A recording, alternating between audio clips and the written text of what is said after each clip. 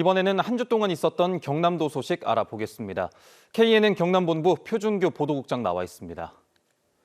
이번 주 가장 관심이 쏠린 건 아무래도 농어촌 기본소득의 현실화 아닐까 싶은데요.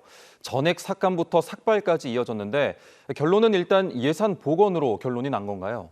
네, 일단 복원이라고 하면 복원은 맞는데 이게 또 문제가 완전히 해결된 거냐고 하면 그건 또 아니라서 참 애매합니다. 경남도나 도의회 잘못이 아니라 정부의 권위주의식 행정이 문제가 아닌가 싶습니다.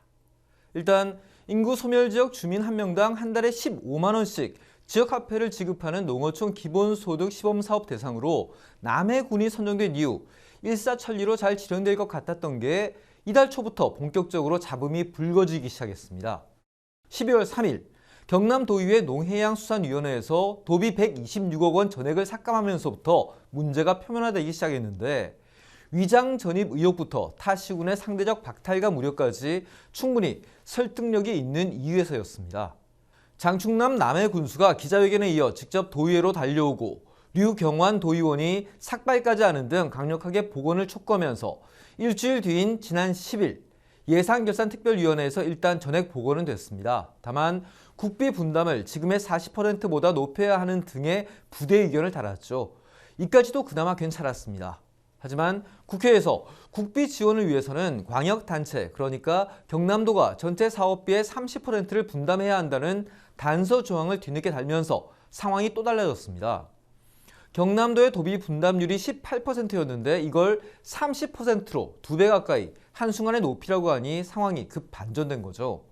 경남만 그런 게 아닙니다. 전국 10개 시범지 가운데 9곳이 사업 추진이 일시에 중단되는 등 파장이 컸습니다.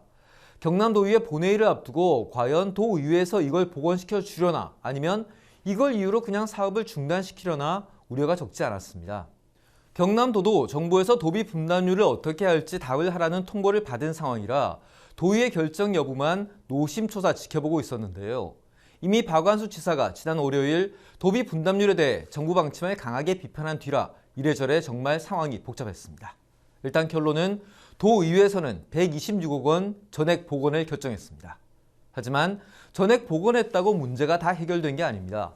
이 도비 126억 원 자체가 18% 분담을 전제로 편성한 거라서 이 액수대로면 1년이 아니라 7개월밖에 기본소득을 지급하지 못합니다. 이후 추경을 놓고 똑같은 논란이 다시 한번 벌어질 수밖에 없는 상황입니다. 도의회에서는 현재 40%인 농어촌 기본소득의 국비 분담률을 높일 것과 다른 시군에 대한 재정 지원 방안을 강구하라는 부대 의견도 채택하면서 대정부 건의안까지 가결해서 불편한 심기를 그대로 드러냈는데요. 직접 보시겠습니다. 정부가 주도하는 농어촌 기본소득 시범사업을 안정적으로 추진하고 지방의 과도한 재정 부담을 해소하기 위해 국비 부담률을 최소 80% 이상 부담할 것을 강력히 촉구하고자 하는 대정부 건의안으로 재석 의원 전원 찬성으로 수정 가결하였습니다. 앞으로 도비가 감당할 수 있는 7개월 동안 남해군에서 또 경남도나 국회에서 어떤 일들이 펼쳐질지 모르는 게 사실이다 보니 너무 빠르게 지역에 충분한 의견 수렴 없이 진행된 정부 정책에 지역만 실험대 위에서 당황하는 이상한 모양새가 되고 있습니다. 네, 일단 이번 기회에 제기된 문제점들, 특히 국비 확대부터 인근 다른 지역들의 박탈감 등 해결해야 할 문제점 등에 대해서 빠른 보완이 이루어졌으면 싶습니다. 네, 다음 소식은 경남으로서는 참 듣기에 따라서 민감할 수도 있는 내용인데요. 바로 우주항공청 소식인데 이재명 대통령이 직접 업무 보고에서 거론을 했는데 과연 앞으로 어떤 식으로 풀려갈지 시각에 따라 완전히 해석이 달라지고 있다면서요. 네, 제가 들어도 어감이 참 묘했는데요. 어느 편을 든 건 아니지만 그렇다고 이대로 가도 괜찮다 뭐 이런 어감도 아니라서 어떤 식으로든 정권 초기에 방향 정립이 있을 수도 있다라는 느낌이 들었습니다. 경남으로서는 긴장할 수밖에 없어 보입니다. 지난 12일 과학기술정보통신부 업무 보고에서 이재명 대통령이 느닷없이 우주항공청 주소가 사천으로 가 있다는데 연구기관들은 대전에 남아있는 게 맞느냐고 물었습니다. 그 다음 말도 계속 이어졌는데 좀 어감이 묘해서 이건 직접 들어보시는 게 나을 것 같습니다. 그러면 사천 가서 뭐예요? 일단 우주항공청은 현재 사천에 위치하고 있지만 그 사무실만 넣어놓고 사람도 거의 보이지 않는다 그렇게 얘기하는 것 같은데. 저희 직원 수만 해도 294명이 되고 293이 내려가 있어요? 네. 우리 청장님 어디서 근무하세요? 사천에서 근무하고 있습니다. 듣기에 따라서는 사무실만 얻어놓고 일도 안 하지 않느냐라며 허울뿐인 이전이라는 질책으로도 들릴 수 있는데요. 여기에 현재 핵심 연구 인력은 다 대전에 있다라는 우주항공 청장의 부연 설명도 사실상 대전이 핵심이다라는 느낌이 들었던 게 사실입니다. 이것도 직접 한번 들어보시죠. 항공우주연구원은 1,000명 정도의 연구원으로 구성이 되어 있고요. 천문연은 한 300명으로 구성되어 있습니다.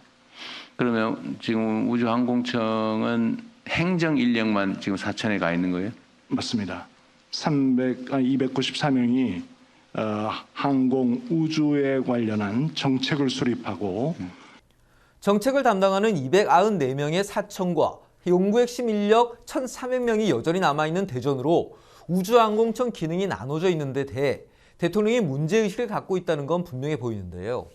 현재 우주항공 복합도시 특별법 제정을 통해 사천을 우주항공의 중심으로 만들려는 경남으로서는 아직 법도 안 만들어지고 대전 쪽 기득권 세력의 반발이 여전한 상황에서 과연 이런 문제의식이 어떤 방향으로 해법을 모색할지 우려가 되지 않을 수 없습니다.